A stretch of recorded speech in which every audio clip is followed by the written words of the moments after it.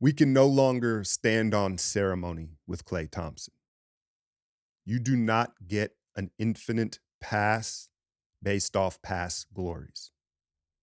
And it's come to a point here where he is compromising the integrity of the team. So Steve sit him, Steph talked to him. I don't know what it's going to be, but he's clearly playing for himself. Those reload, off balance shots after shot after shot. It's just peak greediness. And again, at this point, you have to do something about it. I know, we're less than a week away from the trade deadline. I'm not even saying that. But something has to be done. And I'm no longer willing to give passes out. They can't. They can't. They're not good enough to. And so it's just disappointing because, he's had a couple of these games now, right? Like tomorrow in Brooklyn, maybe in Indiana, he'll pass the ball and like lock in and look like a different guy. But then inevitably he sinks back into the place of where his true intentions are, and it's to play for himself. It's to play for himself. That wasn't even the point of this video, but that had to be said. That had to be said because that's what we do here. We tell the truth. We tell the truth. And now I had somebody at me on Twitter after Steph's big night and said, "Hey, you insinuated he was washed, and I didn't sit well with me. I don't like that. I don't like." Again, I'm here to tell the truth. And what I insinuated, or what I actually just asked, was after the tragic passing of Decky, the team had 10 days off. We all had seen Steph looked tired going before that, right? And he comes back and he still didn't look like he had a pep in his step. And I was like, yo, is he needed more than 10 days? Like, what's going on here? Is he that fatigued? So I feel like it's my job covering the team to bring up the things that we're seeing here, whether you like it or not. But I think it was Dev in the lab who it was subtweeted off that, and Dev was saying, Steph's still in his prime, y'all. Steph's still in his prime. Again, we tell the truth here. We tell the truth here. And listen, prime is subjective. What does prime mean to you? Right? Because the prime of a player's career, to me, what it means is the physical, the skill, and the mental all meet at a crossroads in the middle. They've all met at a place where you're in your prime. You understand the game, your skill level is at a high level, and physically, you have the strength and the endurance to perform night in and night out. Right now, Steph Curry at 35, going on 36, he is the best he's ever been at basketball. There is no doubt about it. There's no doubt about it, right? He doesn't have the endurance to do it night in and night out. That's why he is no longer in his prime. Again, he's as good as he's ever been on a given night. 60 ball, he's as good at basketball ever. He isn't in his prime because he can't do it as much as he used to.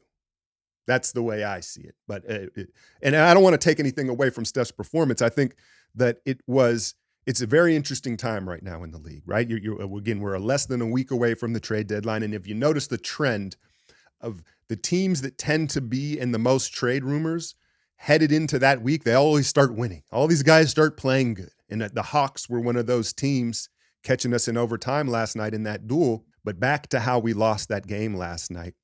I do think there were several silver linings, particularly with the timing of this loss and the trade deadline being so close. Now, the rebounding battle, you look at the numbers and say, hey, it was even, but when you watched it, it wasn't. There was a huge size discrepancy. Clint Capella had a double-double in like the first quarter. And it's so clear that they need more big bodies and they need the roster to get bigger, that it was almost, again, a silver lining. Like, look at this. Look at this, right? And then Steph's 60-ball performance also lets them know, like, hey, he can still do this. He can still do this. Like, it is like, what are you going to do? It's a very interesting time right now because I also know there's a portion of the fan base that's looking at Lester Quinones' career high, Kuminga taking a step into superstardom and saying, hey, let's just go all in on the future. We're not going to contend this year. And so I think there's this tug and pull of, do you want to make a push here for Steph and you can't waste this season because how many does he have left? Or, hey, it's not going to be enough anyway, what you do, you might as well lean into the future. I feel like we've been having this conversation for several seasons now. But yeah, this is going to be an interesting week. And I don't expect them to trade Clay, but I don't see how he's back on this team next year with his attitude and his unwillingness to adapt to the times and accept a different role. And it's I'm sad, I'm upset about it, but I'm no longer going to pull any punches. It's greedy, and I don't enjoy watching it, man. I don't enjoy watching it. This is back-to-back Saturdays where Steph has this amazing performance against another star player, but can't end up getting the win. Kuminga fouling out. Listen, man, that block charge call on Quinones to start overtime. We've been talking about like that. Those are the ones. Those are the ones where objectively you might as well have AI referees. If we're not going to use our human intellect to make calls, you might as well just have AI out there with, like on saucers or whatever, because it's just so discouraging, man. And you saw Steph and Trey chopping it up. Steph very animated at the end of that with Trae Young, who is a little bro. They do work out, and there are similarities, right, in their games. If you want to talk about the snubbing of Trae Young in the All-Star game, I think he's being punished for being a twerp behind the scenes. He's being punished for being he's a brat. He's a brat. Not the easiest guy to play with. I don't think a lot of guys like him. And I think the word is around the league, like, dude, he doesn't defend, and he makes things difficult. How many coaches has he had fired already? Right. So I do think that it's kind of almost a message from the league of blackballing, because talent-wise, numbers-wise, yeah, it's not even close. Trae Young is a star player, but I think he has some maturing to do. And we've seen this before. It's not as highlighted. I know, the Luka Trae connection will always be there, right? And clearly, Luka's had much more success. He's a better player. He's a much bigger player. But I think there are some similarities in the sense of you're starting to realize I don't think a ton of guys love playing with either one of them. They're very ball dominant. They're very, there's a brattiness to both of them. And Trey's, I think, has been more magnified because the organization is weaker and they haven't had as much success. That's not true, though. They did get to that conference finals that one time. And then remember, they weren't interested in the regular season. But as far as the Hawks go, I think even listening to Trae Young after in his post-game interview, DeJounte out of there. He had a hard time giving him any credit for that win down the stretch, even though he made some plays. Bogdanovich had some big plays. It wasn't for a lack of effort. The young guys were out there playing hard. They couldn't execute down the stretch and on the back end of a back-to-back, which isn't an excuse because the Hawks were there. The size wins out, right? If you're both equally tired, when you've got a younger, bigger roster, it's going to usually work out in your favor. Before I go, I forgot to mention Wiggins.